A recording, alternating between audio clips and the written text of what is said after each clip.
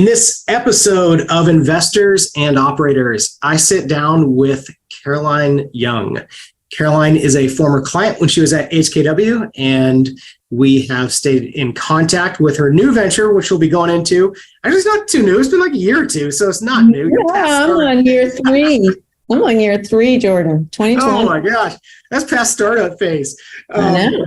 But I thought this would be an interesting conversation because Caroline has had over 20 years in private equity, working on dozens of exits when she was working with HKW, and those are worth, multiple billions of dollars. And I thought it would be interesting to not just talk about the exit process, working with private owners, and but also want to cover a wide range of topics, including advice for women in the workforce at all stages of their career.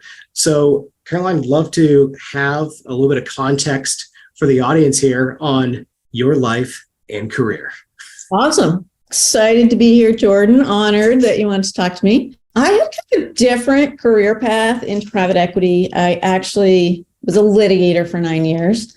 Not your usual launching pad to PE, but it actually was awesome because it was a good solid 9 years out of my comfort zone, learning how to present and argue and negotiate, and great skill set.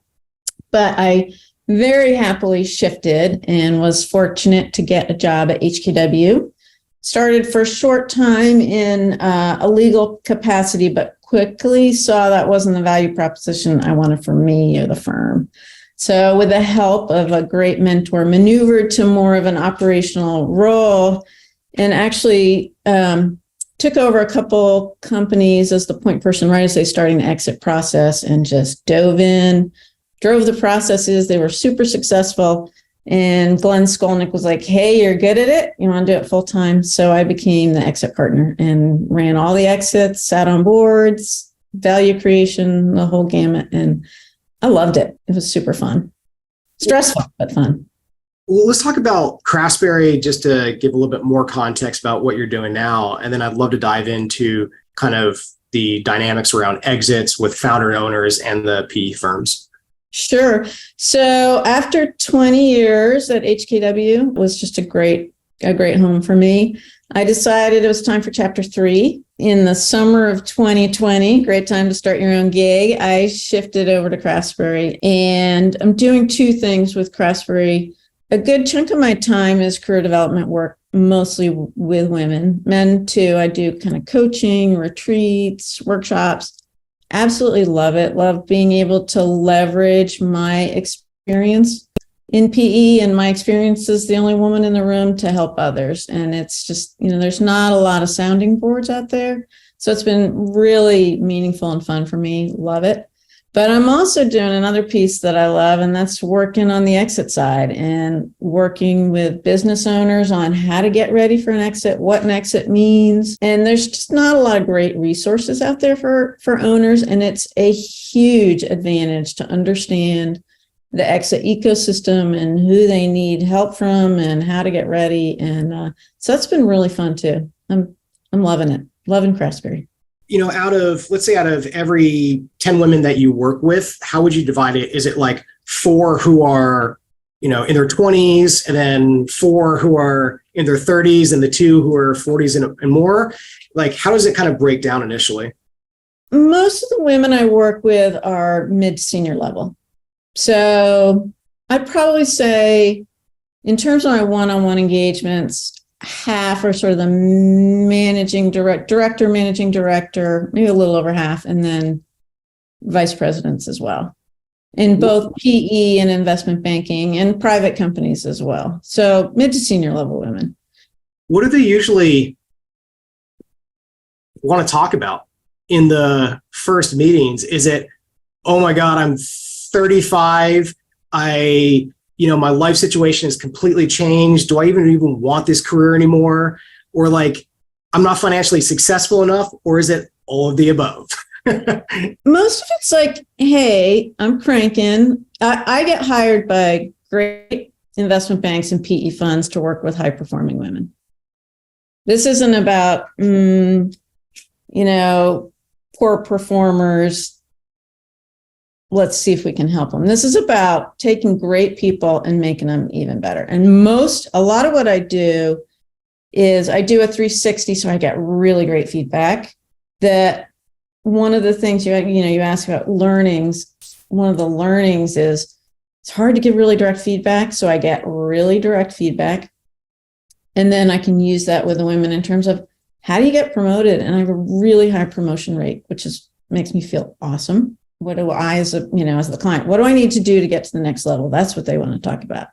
And how can I leverage my strengths, push past what's getting in the way? And in a lot of cases, how do I shift from project management? I just had a call, woman from a great firm, mid-level woman. I'm great at running deals, but I know now's the time I need to start bringing in business. And how do I build out my niche? How do I bring in clients? How do I win pitches? How do I be that rainmaker for the firm? And that's what's really exciting to me, because that's, if you're, say you're in investment banking and you start really bringing in the business, that's your ticket to a great career and recognition and security in what you're doing. So that's fun for me. I'd love to hear your thoughts around how you define success, because Jing and I have thought a lot about that recently at year 5 of our business, after doing 6 years of banking, 7 years of law for her. And we're like, this is not a $25 million business. Are we successful yet? Like, what's wrong with us? And then we had to start asking ourselves, like, all right, let's take a big step back. And for us, where we're currently at, to kind of provide a little more context, is like, we felt a lot of anxiety around this idea of success. And then I realized on our drive to Chattanooga for vacation, like, hold on a second. We've been married for 10 years. We still like each other. Check.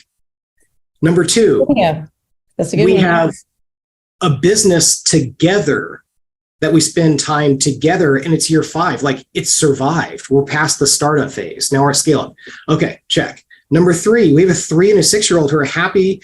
They generally like us. We generally like them. We get along with the family. And then we get to do the other stuff with around our training and endurance stuff. So like, okay, maybe just we need to reshape how we are defining success, and financial success will come if we're extending the duration of how we're defining financial success from 5 years to 10 or 15.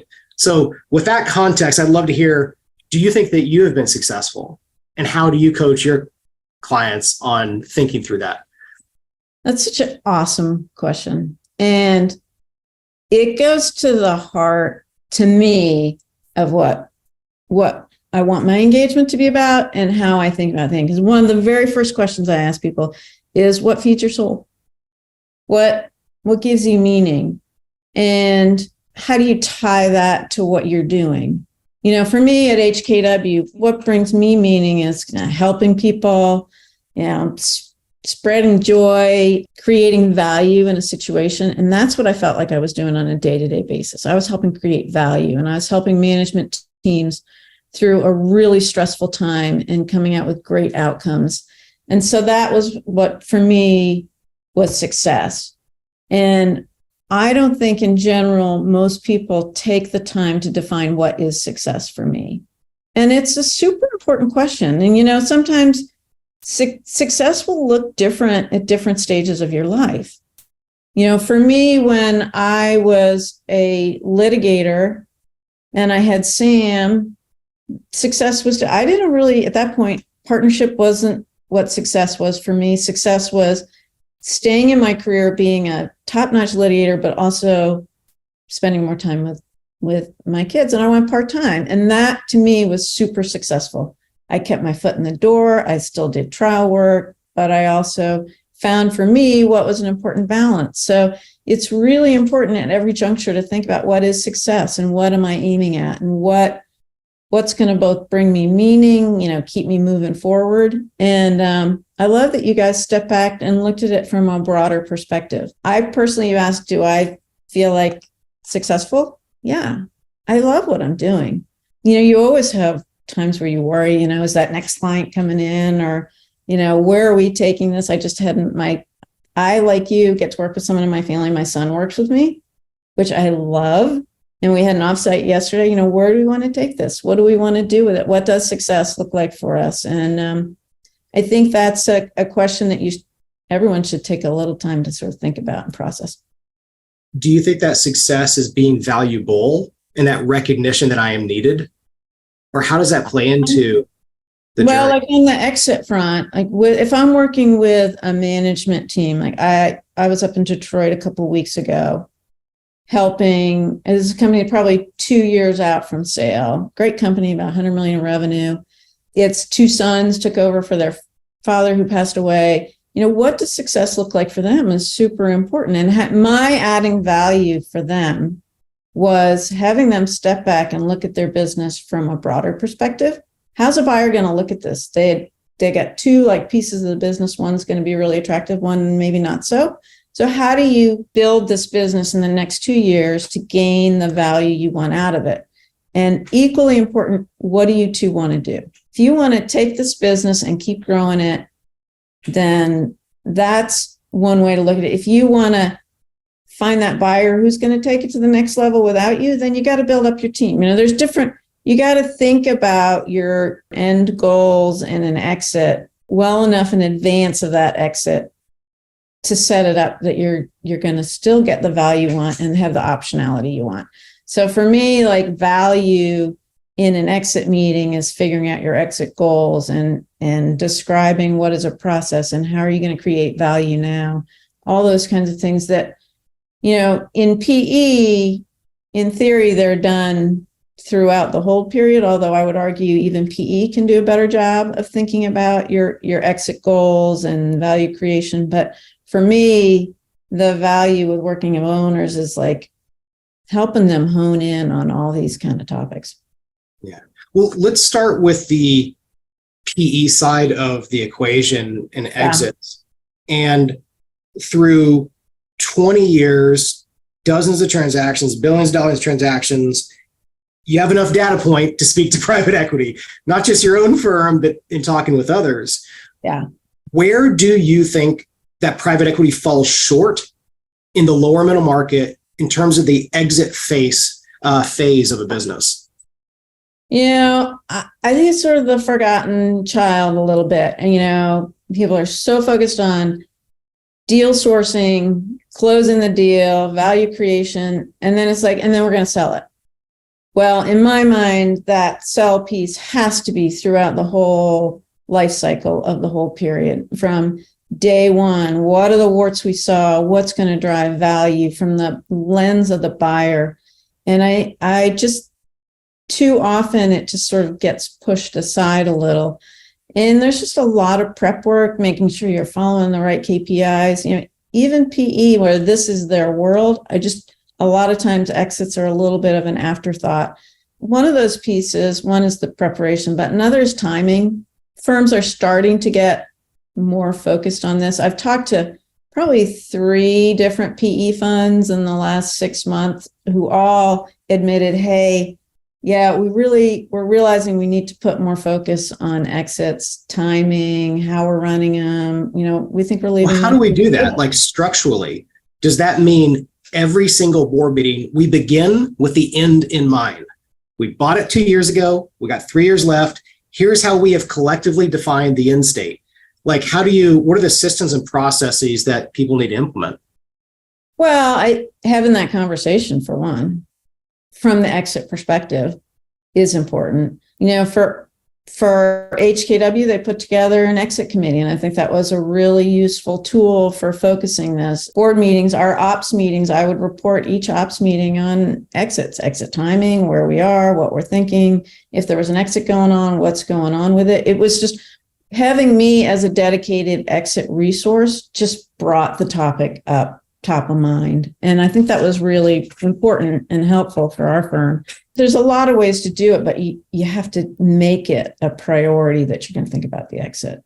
If you had to make a guess on, we'll just say funds that are less than 500 million or less than $1 billion under management, maybe even less than 500, what percentage of firms do you think are doing it right in terms of actively, regularly incorporating exit discussions in their weekly, monthly, quarterly firm meetings, as well as with the portfolio company? I think it's pretty darn low. I really do. Like I 5%? I'm sure they do it in a less formulaic way, but I think How do you assess, if you're coming into a lower middle market firm, they have 10 portfolio companies, they're on fund 2, for example, how do you assess if they're doing it right? Well, the first question is, what are you doing? Like, how are you assessing timing? Are you bringing in bankers? What are you, for me, day one, I was assessing all that we learned in a process. Like, what learnings are you taking day one, and how much are you thinking about that buyer lens as you're thinking about strategy? For example, like add-ons. It's easy to do, an add-on that helps diversify. You think, oh, this is going to be a great, plus we're adding so much revenue and EBITDA to this business. But sometimes you're getting rid of half your strategic buyers because they don't know what to do with it. We owned a company that it was in the auto parts and it had a medical piece to it. And it was like, this is great. It's high margin. It's good diversification. But none of the car companies wanted anything to do with it. And like, we don't know what to do with this piece. So making sure you're thinking at all levels on what's this going to do to the buyer universe. Is that add-on, the third add-on, going to be looked at by a strategic, like, why did they buy us? This is going to be on the chopping block in the first 6 months. Yeah, we don't know what to do with this. This isn't fit. And, maybe it makes it more interesting for a PE buyer and that's what you care about, but, maybe not. Or I was just 2 days ago talking to a woman. I had worked with them, not through HKW, but in my exit work, and they got bought by a PE company. They're really focused on add-ons, which is great. They're growing through add-ons, but they're taking the CEO, who is their chief revenue generator, and he's so focused on looking at add-ons, they're not growing as fast. So you got to balance this out and look at the big picture. Okay, add-ons are great, but what am I doing to the base business? Because you got to grow that base business at the same time. So it's that kind of thinking that you always want to make sure, it's easy to get into the weeds of a company and, think about it through the customer perspective or think about it through the employee perspective, but always got to keep that buyer lens on too. I mean, how often is the team talking about it internally? Is that monthly? I mean, not with the portfolio company, not like board meetings, but how often are you talking about internally with the whole team? We did it monthly. I was reported on, what was going on in exits, or, within the monthly ops package, if you're meeting monthly time, it's not necessarily a topic of great discussion on every company. Every 6 months we would sort of run through, okay, where are we? But, just keeping an eye towards it. So does that mean like the change from month to month, but it's on there. So is the idea as part of their monthly reporting and team meeting, here is the list of our current strategics, tier ones, our current financial buyers, tier ones, even if it's 9 months into the process or 9 months into post-close? Yeah, I mean, I think it's important to have a sense of who those buyers are. I worried less about, especially on the financial buyers, because you kind of don't know who's going to fall in love with your business. So we thought about buyers, but it was more of a broader context of how's this growth going to be viewed, or which growth avenue that we're looking at is going to really juice interest and juice multiples. In terms of kind of the state of the industry right now with exits, there's a lot of pressure from LPs to have exits. They want their money back. Yeah. And it's a tough fundraising environment. So I just want to it's really tough. Want to get your take on exits right now and, things that you're seeing firms do to navigate this balance of got to return capital, but I also want to hold on a little bit longer until I can, get a better exit. How do you balance this? What have you been seeing? It's really interesting. I'd done a retreat for women in M&A. We had a little reunion a couple of weeks ago, and I was talking to one of the women at a PE fund, kind of mid to larger, small, upper end of the middle market. And they had just done 3 exits and were pretty active, and they had gone really well. I think if you got a good property, then don't keep waiting, is my view. I personally felt often selling a little before you think you're ready is the way to go. And operators and PE funds, they'd be like, oh, well, we want to grow. We want to be at 20 and we're only at 18. So we're going to wait another 6 months. Well, don't keep waiting, because go now and, have plenty of runway left. It's a choppier market. If you don't have a great company, maybe not the time to go out, because you're just people are dropping off a lot quicker is what I hear. But I think it's going to keep getting better. PE people don't like sitting on the sideline, and they want to be buying, they want to be active. So that means if you're selling, you're going to have PE people looking at it. And I think strategics are still active. You gotta understand valuations are coming down some, and that can hurt, especially when it's been so frothy and people paid high multiples for a long time. It's going to impact returns a little bit. Well, let's kind of take the other side of the table and talk about founders and owners and what they need to know about exits. And maybe starting off with, what do they typically not know about exits? Gosh, it's just like, you just feel they don't know so much, It's so interesting. I was talking to a guy recently, and he's like, yeah, company's going great. I want to sell, I want to sell by the end of the year, and I want to go do something else. And he was talking about that. And I was like, okay, so like how much of the revenue is sort of tied to you bringing it in? He was like, oh, pretty much all of it. I'm like, well, what the hell are you going to sell if you're selling and you're moving on? It's like, but you just didn't even think about that. Like, what am I selling if I'm not here anymore? You know what I mean? It's understand. I think about that a lot. Coming from a 4-person digital marketing agency where 2 people are the co-founders, like, wait a second, I have no enterprise value. Exactly. Jing and I are the enterprise value. You got to give me a call. I'll give you some help on all this. Yeah. But, I've done a couple of retreats now for business owners, and it's super interesting. It's just like, you see their eyes getting bigger and bigger. And it's like, oh my gosh, there's so much to know, but knowledge is power. Like understanding, what are the advisors you need? What makes a good investment banker? And how do I think about timing? What do I need to think about in terms of my team? And there's so much to think about, and it can be overwhelming. But if you can kind of put a box around the things that you need to think about and just sort of work your way through it, it's very doable, and it's going to create value and optionality. Well, let's dive into what is the team of advisors that founders, owners, sellers need to have? You don't need to have me, but it's pretty helpful.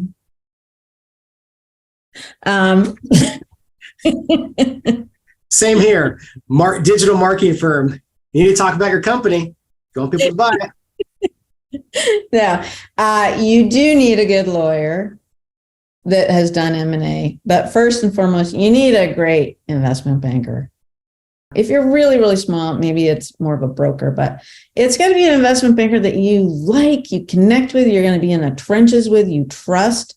They should understand your industry. But to me, equally important, they got to know how to run a competitive process, and you got to know how to drive value. And it's hard to suss that out sometimes, but there are ways to do that. That's super important. You got to get your wealth advisors so you're not paying way more tax. On the point of investment banker, like such a good example of that. We were looking at doing a $2 million deal. Mhm. And I was asking a friend who's been in the industry for over 25 years, investment banking, but they had never done a deal at that side of the market. Yeah. So the size of the transaction, the dynamics are so different. How you structure the deal, what that seller is willing to take is completely different than the typical deal that they do. And it was just like that reminder, like, oh, you have to find someone who understands not just the industry, the business, but also has actually done the size of transactions. That's right. And you don't, you actually don't want some of these big firms, you don't want a bulge bracket firm if you're not a real huge company, because you're not going to get the attention. They may know the industry really well, but you want someone who knows process, who knows middle market, who knows the middle market buyers, who's going to, be there driving it. So, there's a lot to thinking about. Who do you want, and finding that right advisor is super, super important.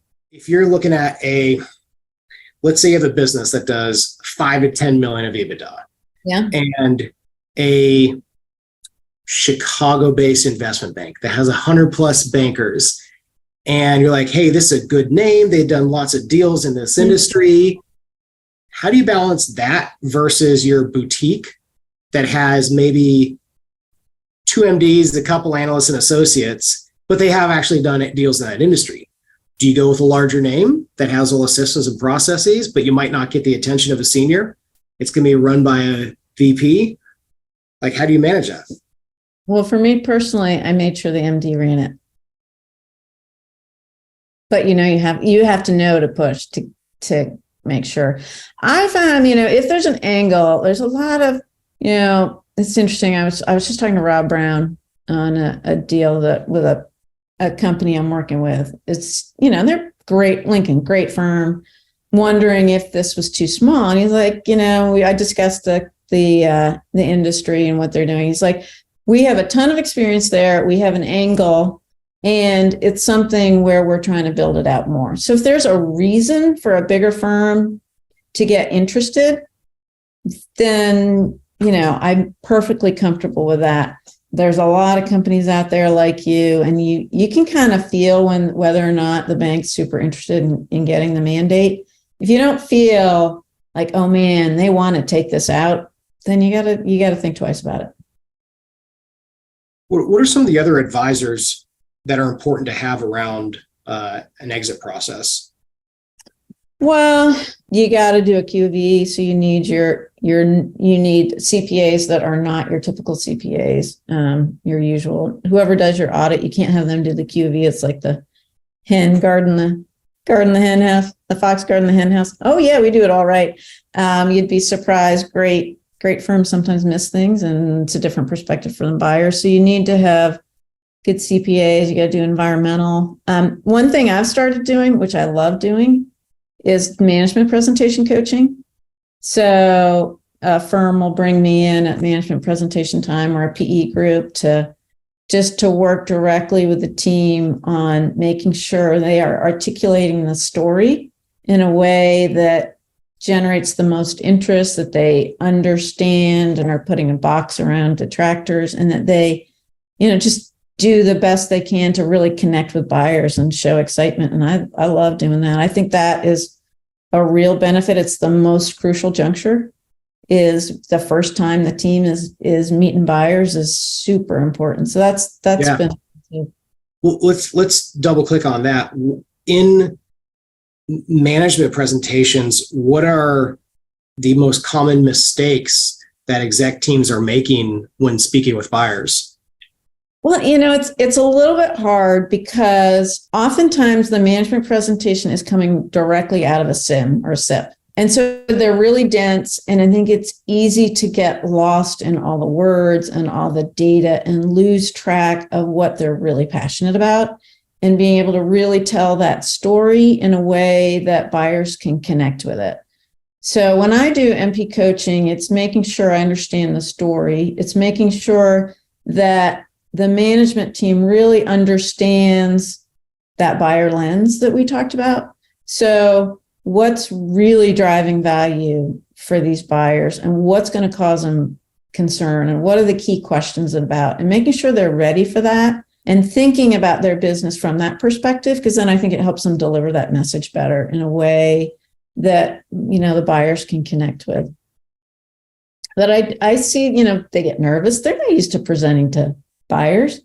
And I see groups that will, they'll have maybe a head of sales or a head of ops who's never been in front of the board, never really presented. And it's easy to get sort of stuck and tripped up. So I would suggest make sure whatever team you're going to have presenting in a management presentation, make sure you get them in front of the board now and then so that they're a little bit more used to that kind of presenting, and that can really help.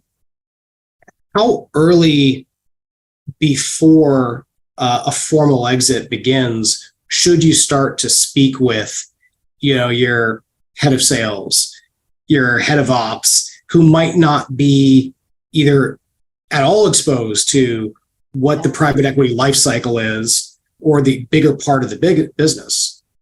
Super interesting question. And it really depends on the business. Like for me, that's why if you just get them in presenting to the board, it doesn't necessarily have to be about knowing an exit's coming. Usually my preference and what I always did was any team that's going to be presenting, I want them in the know. I want them in the discussions. I want them being a part of the development of the SIT. Because if they just come in, like I did some management presentation coaching not too long ago, where only the CEO and CFO had been part of the discussions. So these other people were just, it makes them a little crunchy. They didn't quite know what the key themes and drivers were. Whereas if you have that whole team part of the exit process in terms of the kickoff with the bankers and getting the management presentation ready in the data room, then they understand those themes much better and they'll be much more sort of comfortable and feel more versed in it. But some people are uncomfortable sharing the information very broadly because they're afraid it will get out. I had one deal where the CEO sent a letter to every single customer that they were about to go to the market. I've never seen that before. But he didn't, it was in the aerospace world. He didn't want one of his competitors using it against him. So he's like, hey, I'd rather have it come from me and I can define the message. How widespread do you think it is where at the beginning of, just after the transaction, that the whole team actually knows, hey, we've been bought by a financial firm. They typically will own this for 5 to 7 years. Want everyone to know the same page here. The former family is going to be part of it to this extent, but this is what life is like in this new stage.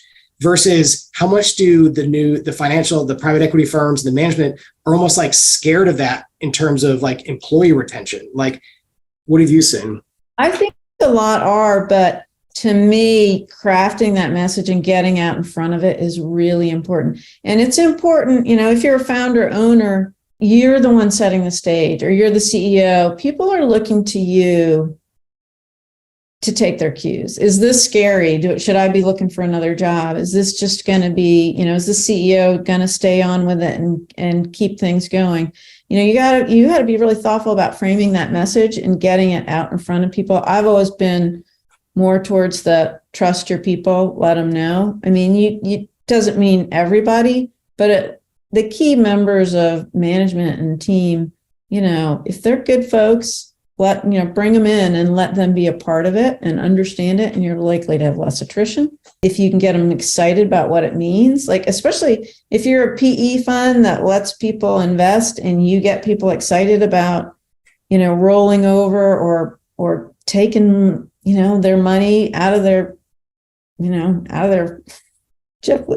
someone who did it out of their 401k, which probably wasn't the sport, but, and invest in it.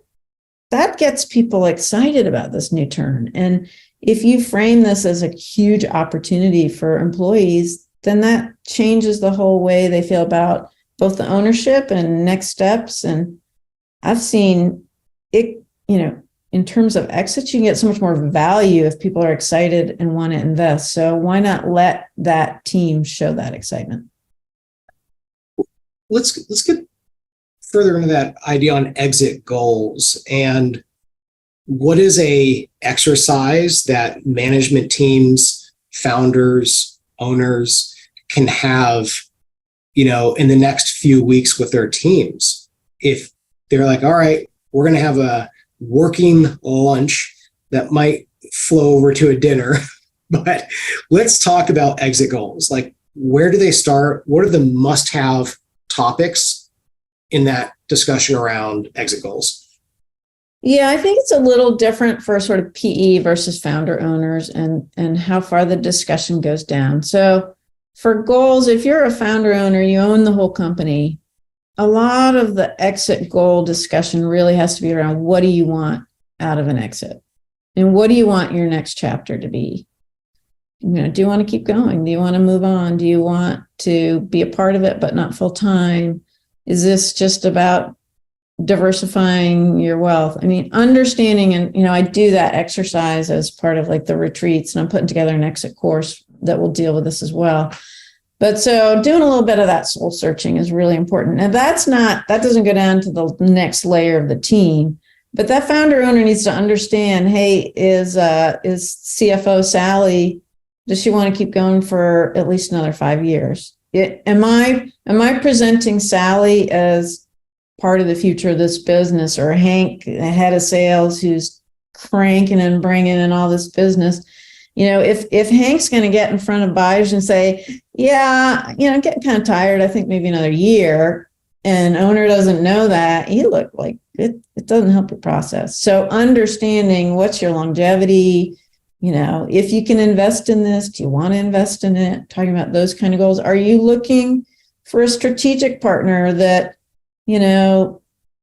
takes some pressure off the team, but enables maybe a different kind of growth? Is that really appealing to you? Or you want a financial buyer that, is going to basically let you keep running the business, but be a good support? Those are the kind of goals that are worth thinking about.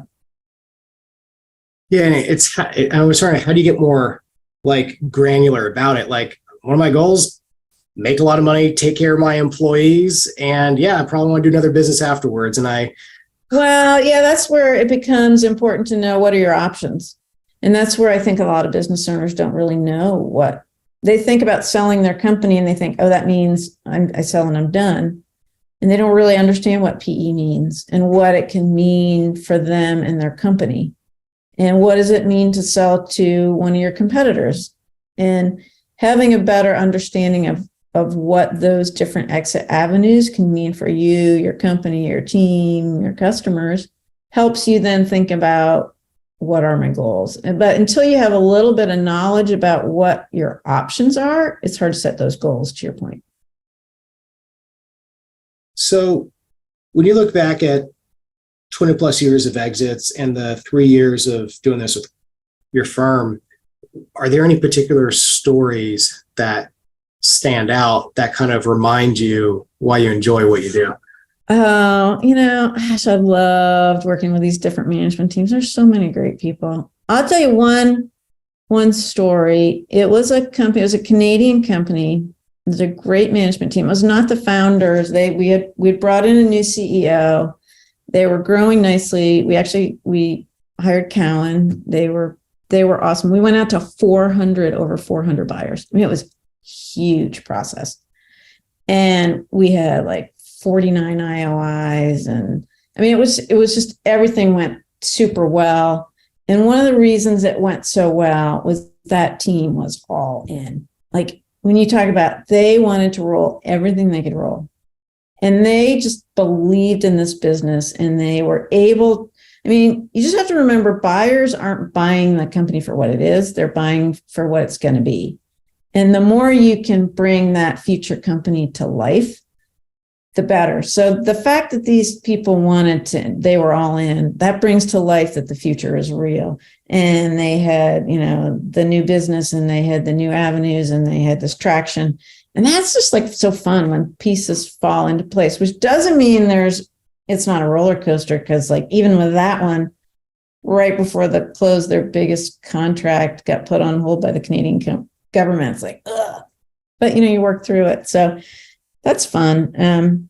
Some are a little more painful memories, but you learn from all of them. And I'm a firm believer in life. If you treat challenges as opportunities, that's what they become. So in the exit, you just got to remember, even these challenges are opportunities.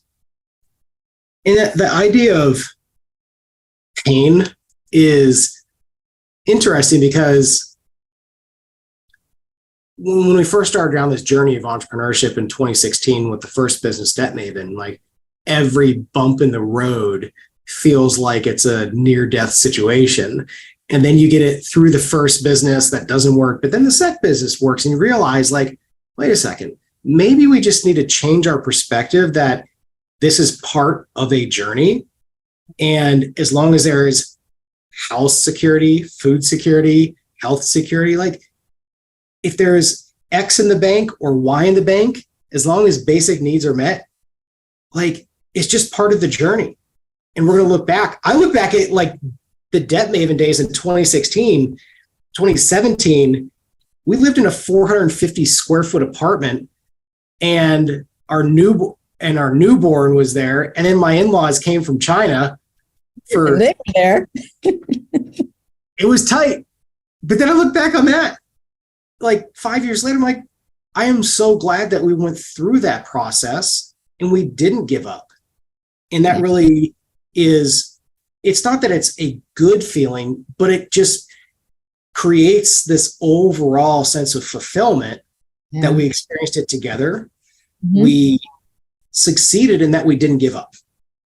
Yeah, it all goes back to, takes us full circle, Jordan. What is success? And part of success is viewing failures as learning experiences and taking those days where you're like, why didn't I do that differently? And saying, okay, what have I learned from it? I'm going to do it differently. How do I take this forward? And that's just, mindset's so crucial to all of that. I love hearing your journey. It's just great, Well, if you were to come out with a book and it was about your life, what would the potential title of your life story be? And what would the first few chapters be called? Well, I've toyed around with writing a book and there's a few that have come to my mind. Like, here's the story. One is like something about wisdom from the universe, or I'd rather be here now. So this was my last trial, and I was, as with all my trials, a nervous wreck. I knew I was going to HKW, but I was like, hey, can I hold off? I'm lead chair on this trial. And they're like, fine. So I'm driving down to the trial, and I'm so nervous. I feel like throwing up. I'm like, why am I doing this to myself? Why didn't I pass the baton? And this beat up old pickup truck pulls right in front of me, and it's got a bumper sticker. It says, I'd rather be here. And it's like, boom, embrace this moment, do the best I can in this. You're never going to do a trial again. Just put it all out there. And it was like, it made all the difference in the world. I cranked at that trial. I was cross-examining the CPA and like doing my opening argument. And I was like, I'd rather be here, embrace where you are and make the most of it. Think about that journey and where you want to go, but be in that moment. And I feel like especially with technology today, it's so damn hard to be present, especially when you got a phone in your hand. So I think my book would be, I'd rather be here. And I believe that is a good place to conclude this discussion. Thank you so much for taking the time for this. This has been fantastic. Awesome.